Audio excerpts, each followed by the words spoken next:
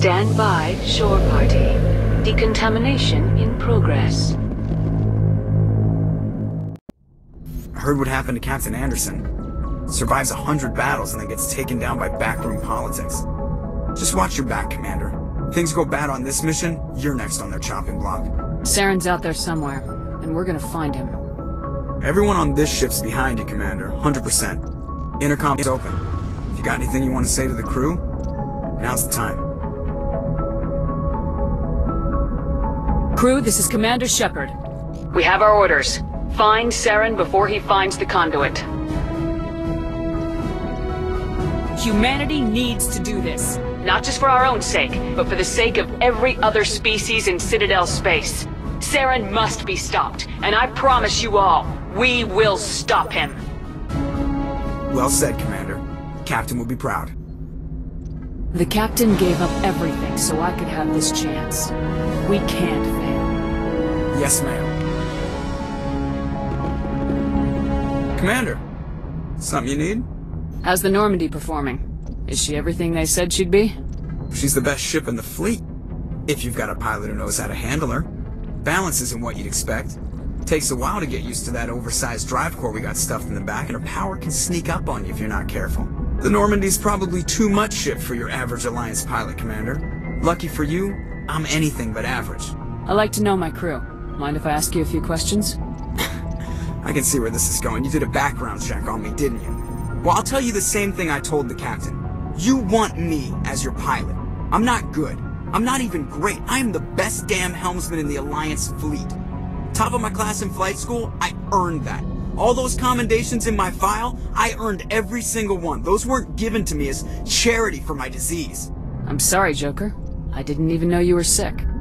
You mean you didn't know? Oh, crap.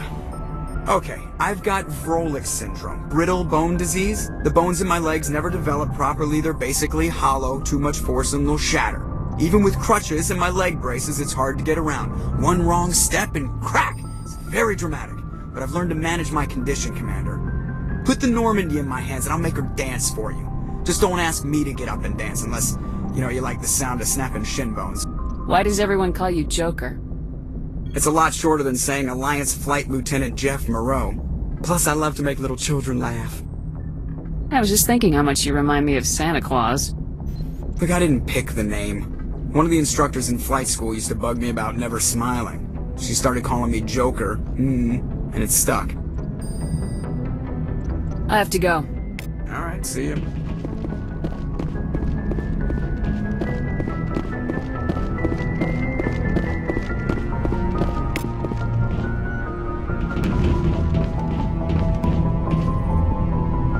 If anyone has to take over for Captain Anderson, I'm glad it's you. I'm not sure about having non-humans on our ship, though.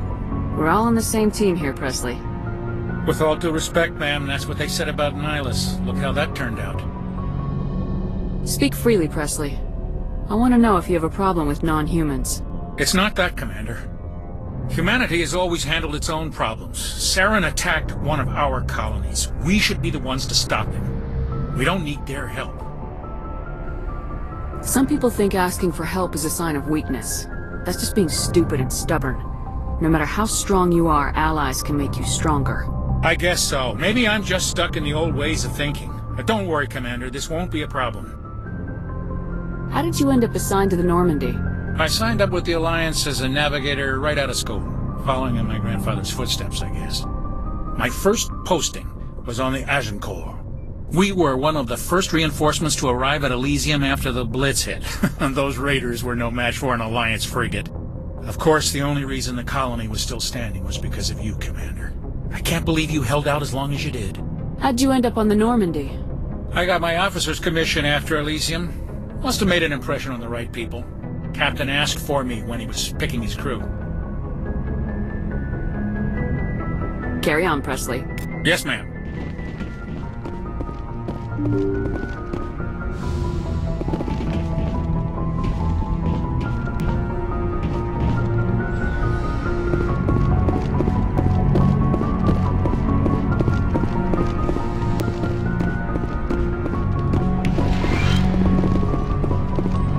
Yes, Commander? Is there something you need? How did you end up serving? I enlisted right out of... I wanted to travel the star... But humanity needs the Alliance if we want to keep expanding through the Traverse. How well do you know the Lieutenant? I'd never worked with him before this mission. But he has an impressive service record. Over a dozen special commendations. Tends to keep to himself, though. Maybe because of the headaches. It's not easy being an L2. What does that have to do with it? Well, most biotics now use the L3 implants. Lieutenant Alenko was wired with the old L2 configuration. Sometimes there are complications. What kind of complications? Severe mental disabilities, insanity, crippling physical pain. There's a long list of horrific side effects. Caden's lucky. He just gets migraines. I should go. Goodbye, Commander.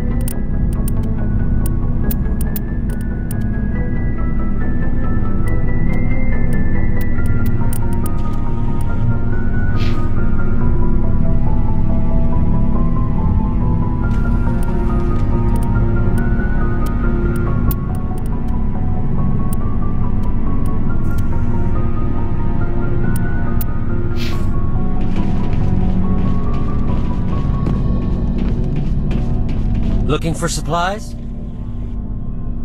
Let's see what you've got. You bet, Commander.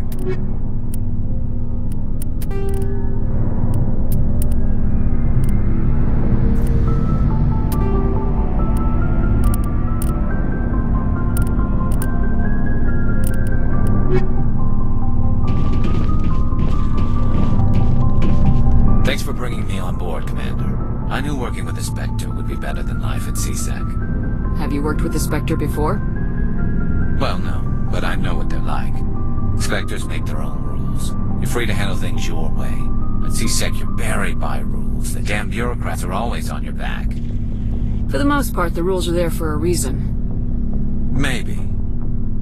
But sometimes it feels like the rules are only there to stop me from doing my work. If I'm trying to take down a suspect, it shouldn't matter how I do it, as long as I do it. But CSEC wants it done their way. Protocol and procedure come first. That's why I left. So you just quit because you didn't like the way they do things? There's more to it than that. It didn't start out bad, but as I rose in ranks, I got saddled with more and more red tape. CSEC's handling of Saren was typical. I just couldn't take it anymore. I hate leaving. It's not the end of the world. You'll have tougher decisions soon enough. Yeah, I suppose you're right. Either way, I plan to make... And without CSEC headquarters looking over my shoulder, well, maybe I can get the job done my way for a change. If getting the job done means endangering innocent people, then no. We get the job done right, not fast. Got it? I wasn't trying to. I understand, Commander.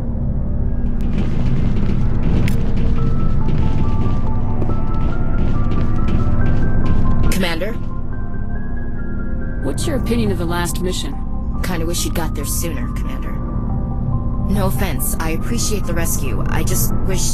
You wish we'd been able to save the rest of your unit. Yes, ma'am. If I had been more alert, we wouldn't have been cut down by an ambush. The Geth are perfect ambushers. They don't move, they don't make noise, they don't even breathe. They have flashlight heads, ma'am. I'll make sure it doesn't happen again. Do you have a few minutes to talk? One-on-one? I'm sorry, Commander. I need to get my duties squared away. I wouldn't mind talking more later, though. Dismissed, Chief. Ma'am. Nice ship you've got, Shepard. What can I do for you? What's your story, Rex? There's no story. Go ask the Quarian if you want stories. You Krogans live for centuries. Don't tell me you haven't had a few interesting adventures. Well, there was this one time the Turians almost wiped out our entire race. That was fun. Yeah, they tried the same with us, but we fought them off. It's not the same. It seems pretty much the same to me. So your people were infected with a genetic mutation? An infection that makes only a few in 1,000 children survive birth? And I suppose it's destroying your entire species? I suppose it isn't all the same. I don't expect you to understand, but don't compare humanity's fate with the Krogan. I was just making conversation. I wasn't trying to upset you. Your ignorance doesn't upset me, Shepard. As for the Krogan, I gave up on them long ago. The genophage infected us, but it's not what's killing us. What can you tell me about the genophage? Ask the Solarians if you want details. They made it. All I know, it makes breeding nearly impossible. Thousands die in stillbirth, and most never get that far. Every Krogan is infected. Everyone. And no one's rushing to find a cure. Why don't the Krogan try to find a cure? When was the last time you saw a Krogan scientist? You ask a Krogan, would he rather find a cure for the genophage or fight for credits? He'll choose fighting every time. It's just who we are, Shepard. I can't change that. Nobody can. So long, Rex. Shepard.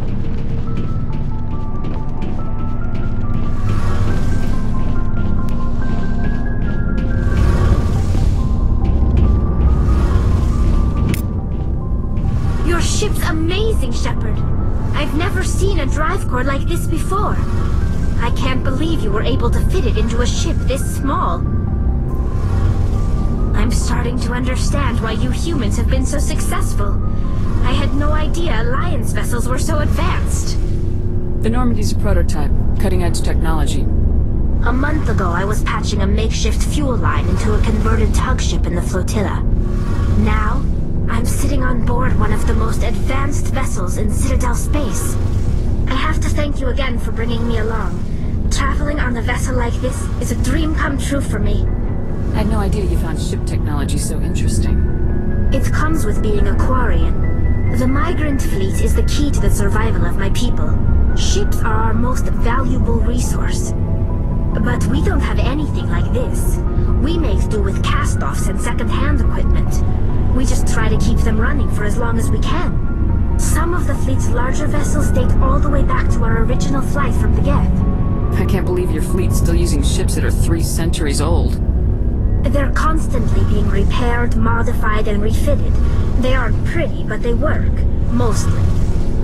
We've tried to make ourselves as independent as possible on the flotilla. Grow our own food, mine, and process our own fuel. But some things we just can't make on our own.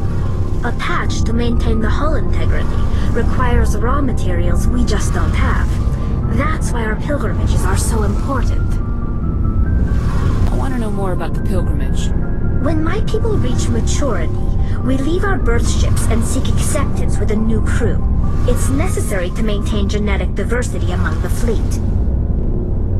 But no ship wants to accept someone who will be a burden on them. So, to prove our worth, we embark on a pilgrimage. We set out alone, leaving the flotilla and our families behind us. We only return once we have found something of value we can bring back to the fleet. This is presented as a gift to the captain of the respective ship we wish to join. If the gift is accepted, we are welcomed into the crew. Can a captain choose to reject the gift? That doesn't happen often. Most captains are eager to increase the size of their crew. It increases their own standing in our society. Even when a gift is not particularly valuable, the captain usually accepts it out of a sense of tradition. However, there is a stigma to presenting a substandard gift. It's not the best way to make a good impression on a new community. Most pilgrims don't return until they find something worthwhile. I want to talk about something else. Like what? I want to know more about the Geth. I doubt I can tell you anything you don't already know. It's been almost 3 centuries since they drove my people into exile. All I know is the story of their origins. What they were when we created them, and how they turned on us. Interesting. The Geth were originally created to serve as an automated manual labor force. Initially, their intelligence was as limited as any VI. Over time, we made small modifications to their programming to allow them to perform more varied and complex tasks, bringing them closer and closer to true AI status. How come the Council didn't step in and stop you? This wasn't true AI research. We may have been skirting the bounds of the law, but we never did anything that was actually illegal. The changes were so insignificant, so gradual, that we were able to control them. Or so we thought. But one thing we underestimated was the power of the neural network. 1 million Geth thinking simultaneously created an inherently unstable matrix.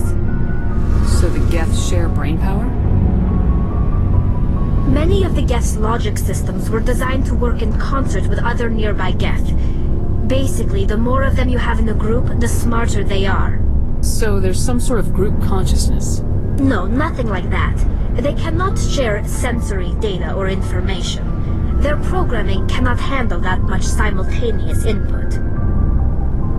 Each Geth maintains an but when they're in close proximity, they can coordinate low-level functional processes, freeing up more capacity for original or independent thought. What made them rebel? As we built more and more Geth, their effective intelligence became more sophisticated, more abstract. One day, a Geth began to ask its Quarian overseer questions about the nature of its existence. Am I alive? Why am I here? What is my purpose? As you can imagine, this caused a near panic among my people. I don't see what's so bad about those questions.